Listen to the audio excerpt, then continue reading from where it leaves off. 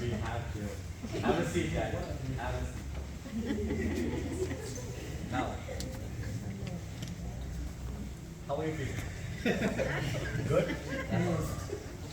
So Daniel, your journey began in tragedy. You were taken from Jerusalem as a teenager and brought to Babylon. What was that like? I felt a mix of emotions, probably fear and grief to leave Jerusalem. We were stripped of our names, our language, our customs. They tried to reshape us, yet even then, I sensed that God had not abandoned me.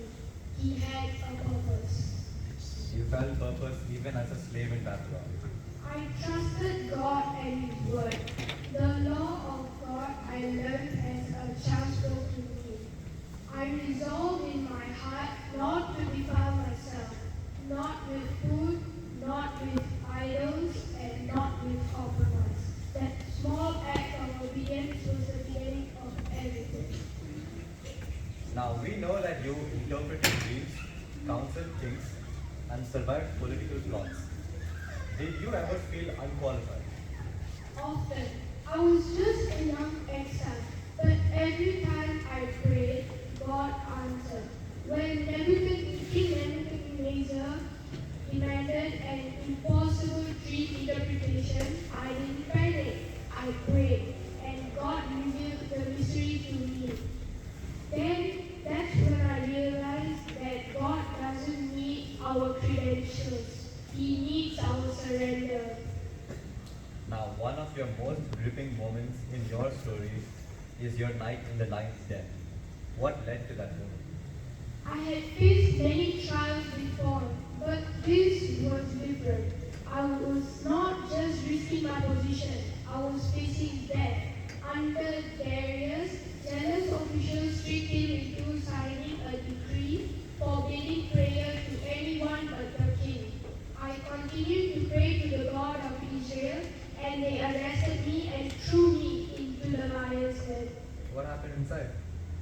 The den was dark. The lions were real. I expected pain, but instead I felt peace. All night, the lions watched me, but they did not touch me.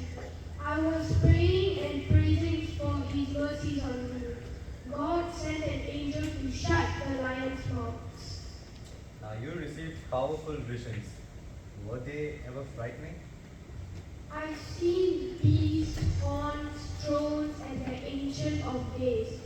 I saw one like a son of man coming, and the clouds given dominion and glory. All these visions pointed out to a future Messiah and a final judgment. I was often overwhelmed, but I wrote them down faithfully, knowing they were for generations to come. You rose to become a very colorful prime minister under multiple kings. That's extraordinary. What sustained you? Prayer, hope, integrity, and the knowledge that God is with me in every circumstance. And what would you say to someone who feels unworthy of God's call? I'd say, look at me. I was a captive, a foreigner, a teenager. I had no power, no position. He called me and He equipped me.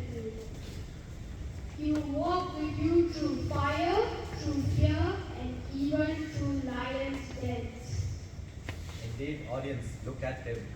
Thank you, Daniel, for showing us the strength of unshakable faith.